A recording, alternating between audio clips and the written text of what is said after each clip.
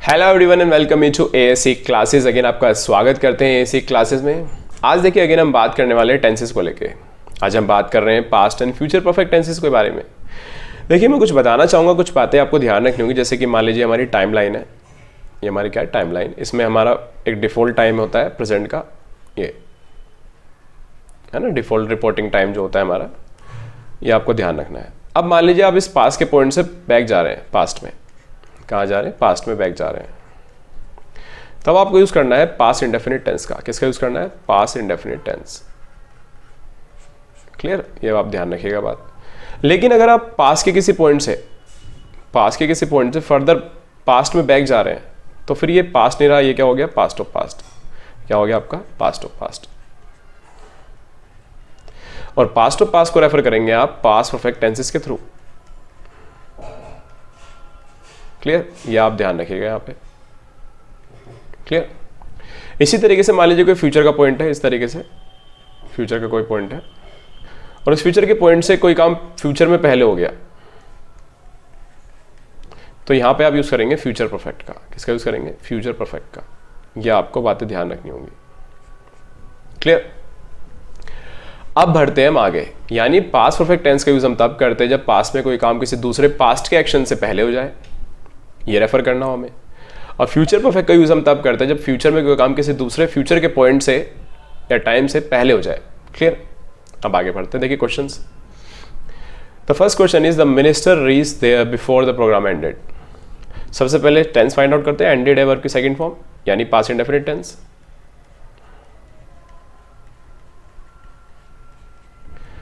Reach भी verb की second form में यानी पास्ट इंडेफिनिट टेंस। अब पास्ट इंडेफिनिट टेंस का यूज हम कब करते हैं? जब पास्ट में कोई काम प्रेजेंट से पास्ट में जाए तब यूज करते हैं, केवल पास्ट के लिए। लेकिन आप देख पा रहे हैं कि यहाँ पे एक काम दोनों में से कोई ना कोई पहले हुआ है ना।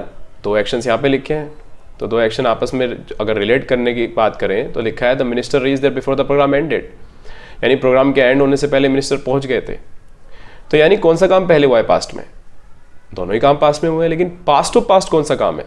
देखिए पास्ट टू पास्ट काम कौन सा है? पहुंचने का, मिनिस्टर का। बिकॉज यहाँ पे बिफोर लिखा है तो इसका मतलब ये काम इससे पहले हो गया।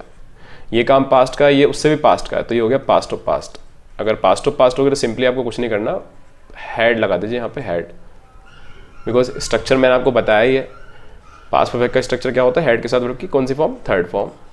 और फ्यूचर परफेक्ट का स्ट्रक्चर क्या होता है? फ्यूचर परफेक्ट का स्ट्रक्चर होता है विल, शैल, साथ में हैव और साथ में वर्ब की कौन सी फॉर्म? Third form. ये स्ट्रक्चर हमें पता ही है पहले से ही। क्लियर? ये आप ध्यान रखिएगा। तो ये सेंटेंस सही हो गया। आगे आ जाइए। आगे लिखा Kamal had woken up after it had started running. तो कमल उठा बारिश शुरू होने के बाद। तो देखिए अगर बारिश शुरू होने के बाद उठा है तो पास्ट ऑफ पास्ट लिख दिया हमने, बिकॉज हैड के साथ वर्ब की थर्ड फॉर्म लग रही है यहाँ पे। इसी तरीके से आप देख पा रहे हैं यहाँ पे भी हमने पास्ट ऑफ पास्ट का यूज किया हुआ है।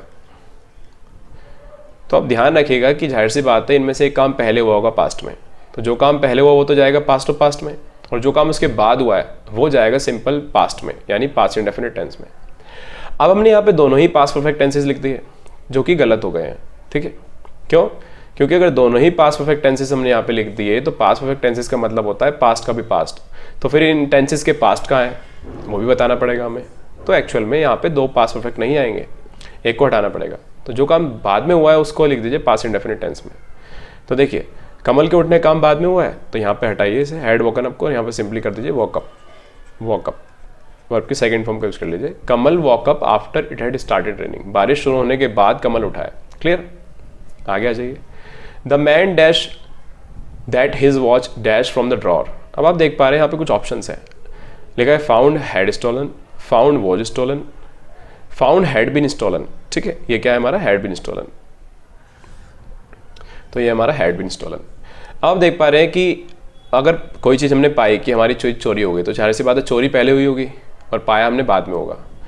तो हमें एक तो वर्ब की सेकंड फॉर्म चाहिए, एक पास्ट परफेक्ट चाहिए। अब आप देख पा रहे हैं वर्ब की सेकंड फॉर्म यहाँ पे भी है, वर्ब की सेकंड फॉर्म यहाँ पे भी है, और वर्ब की ही सेकंड फॉर्म पहले वाले ब्लैंक के लिए यहाँ पे भी है।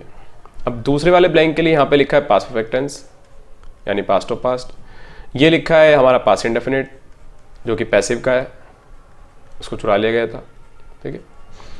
ये भी हमारा पास्ट ऑफ पास्ट है जो कि पैसिव में लिखा है। किस में लिखा है? पैसिव में। और ये भी हमारा पैसिव में लिखा है। पैसिव वॉइस तो आप जानते ही हैं, ठीक है, कोई काम किसी चीज़ पे कोई काम हुआ है ना कि उसने कुछ किया, ठीक है। ये हमारा एक्टिव में लिखा है यहाँ पे, एक्टिव वॉइस में, ठीक है। अब देखिए मैं आपको बताना चाहूँगा, पहले वाले में तो फाउंड ही आएगा। यहाँ पे हम क्या करेंगे, found. The man found, man ने पाया, क्या पाया कि उसकी घड़ी ने कुछ चुरा लिया है। अगर हम यहाँ पे हैड स्टोलन लिख देंगे ना तो ये एक्टिव वॉइस, एक्टिव वॉइस का मतलब हो जाएगा जो हिज वॉच यहाँ पे सब्जेक्ट लिखा है ना, यही डूअर है, यही क्या है, डूअर है, इसने चुराया है। जबकि आपको पता है वॉच नहीं चुरा पाएगी, वॉच कोई इंसान थोड़ी है। तो ये गलत हो गया यहाँ पे, यानी वॉच डूअर नहीं बनेगा। और जब किसी वर्ब का सब्जेक्ट डूअर नहीं होता तो उस वर्ब को पैसिव वॉइस में लिखना पड़ता है। क्लियर? तो पहला ऑप्शन तो चला गया। अब यहाँ पे दो ऑप्शन बचे जो कि पैसिव वॉइस में लिखे हैं।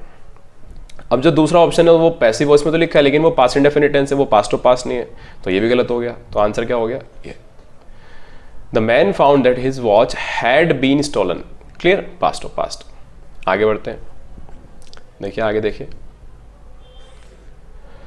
आगे लिखा है she will leave before he comes, वो निकल जाएगी उसके आने से पहले। अब देखिए उसका आना कब होगा, उसका आना होगा फ्यूचर में, क्योंकि आप देख पा रहे हैं यहाँ पे वर्ब की फर्स्ट फॉर्म लिखी है, ठीक है। इस तरह के कॉन्टेक्स्ट में अगर वर्ब की फर्स्ट फॉर्म आपको दिखती है तो फ्यूचर का रेफरेंस होता है, वो पता भी चल रहा है पढ़ के, क्योंकि फ्यूचर की बात चल रही है, ठीक है। और आप जानते हैं कि सबऑर्डिनेट क्लॉजेज में हम फ्यूचर टेंस का यूज़ नहीं करते, वहाँ पे प्रेजेंट टेंसेज ही फ्यूचर को रेफर करते हैं, ये बात आप जानते हैं, ठीक है। अब यहाँ पे जो हमारा मेन क्लॉज है फ्यूचर का इंडेफिनिट लिखा है, फ्यूचर का इंडेफिनिट। अब ये तो गलत हो गया। अब स्पोकन में तो ठीक है, लेकिन हमें कंप्लीशन दिखाना किसी काम का, कि कोई काम किसी दूसरे काम से पहले हो जाएगा फ्यूचर में, तो कंप्लीशन के लिए तो परफेक्ट टेंस आता है।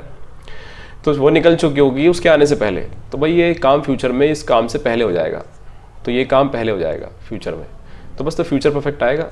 ये हटाइए, शी विल लीव, यहाँ पे लिख दीजिए she will have left, she will have left, वो निकल चुकी होगी, जा चुकी होगी।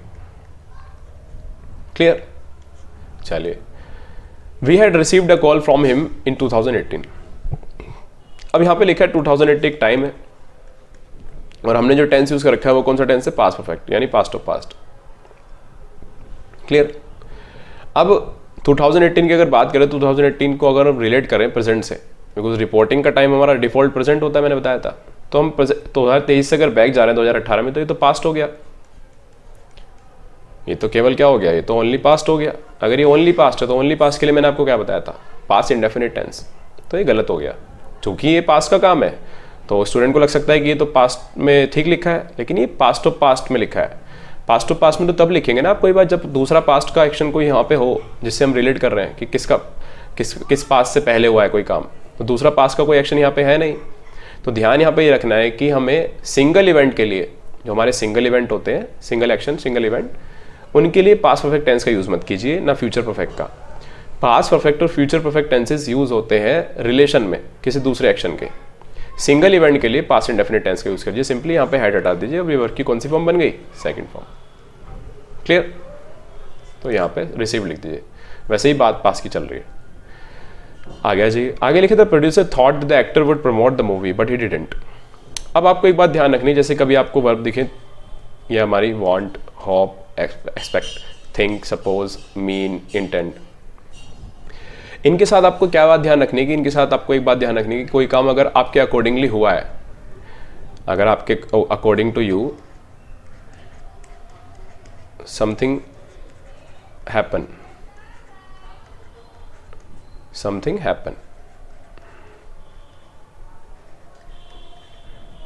पहला पॉइंट ये है इसका।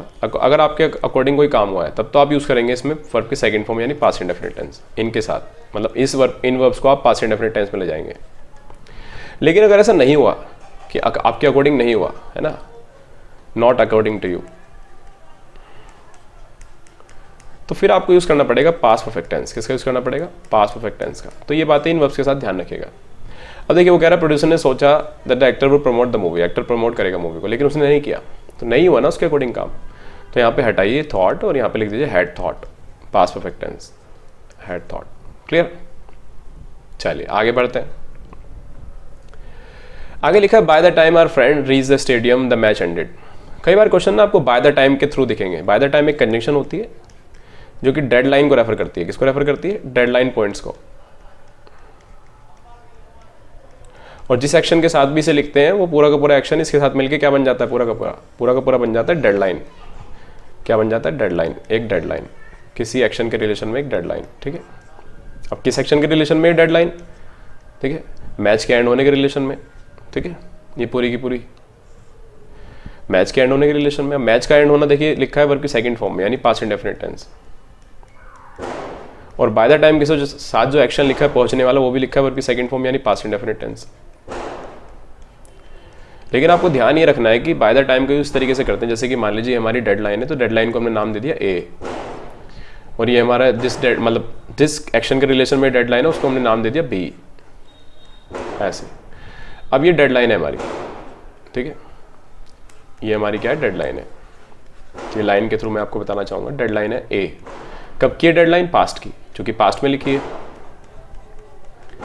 अब आप जानते हैं कि जब भी कोई डेडलाइन हम बना देते हैं किसी काम की, तो कोई भी काम उस डेडलाइन से पहले होता है, डेडलाइन से आगे तो जाएगा नहीं। अच्छा, तो डेडलाइन किस एक्शन के रिलेशन में, मैच के एंड होने के रिलेशन में। तो मैच जो एंड हुआ होगा वो डेडलाइन से पहले होगा, यानी ए वाला जो बी वाला काम है,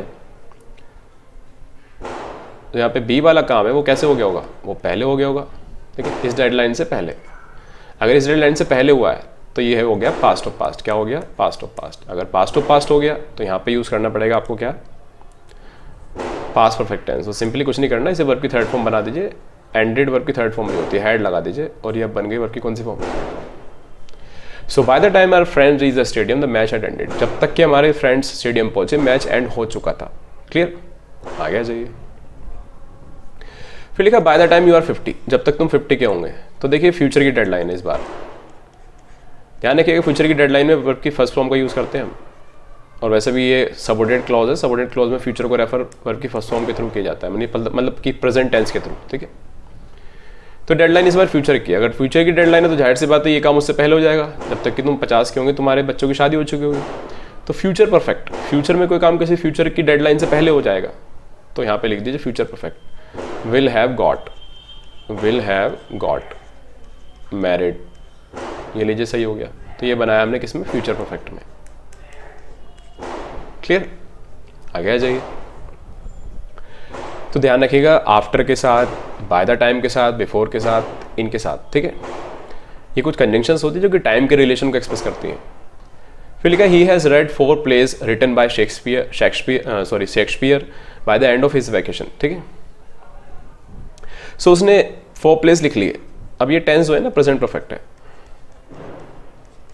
ठीक है। अब यहाँ पे एक डेडलाइन लिखी है by the end of his vacation, ये डेडलाइन है, तो जाहिर सी बात है ये काम इससे पहले हुआ होगा, है ना, ये डेडलाइन है हमारी।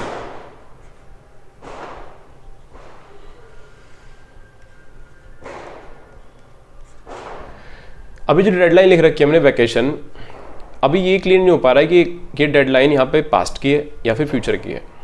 अब देखिए जब भी इस बात को कहा जा रहा होगा तो प्रेजेंट का पॉइंट होगा, ठीक है।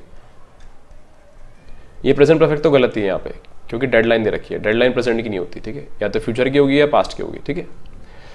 अब उसकी वैकेशन या तो एंड फ्यूचर में होंगी जाके, तो उससे पहले कोई काम हो जाएगा फ्यूचर में ऐसे, या फिर उसकी एंड वैकेशन जो है वो पास्ट में होंगी, ठीक है, तो उससे कोई काम पहले पूरा हो जाएगा ऐसे।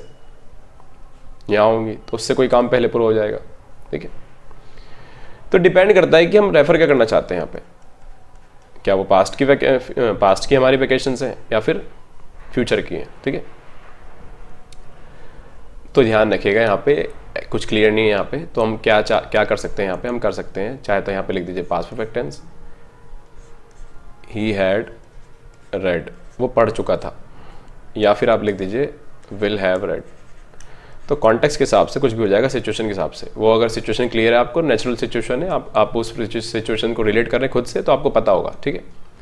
तो कुछ भी आ जाएगा यहाँ पे फिलहाल, ठीक है, विल हैव रेड। क्लियर। तो कई बार इस तरह के क्वेश्चंस भी आ जाते हैं। आगे बढ़ते हैं। सो क्लास को यहीं पे विराम देते हैं, बेहतर तरीके से आप इसे रिवीजन में लीजिएगा। Again thank you so much.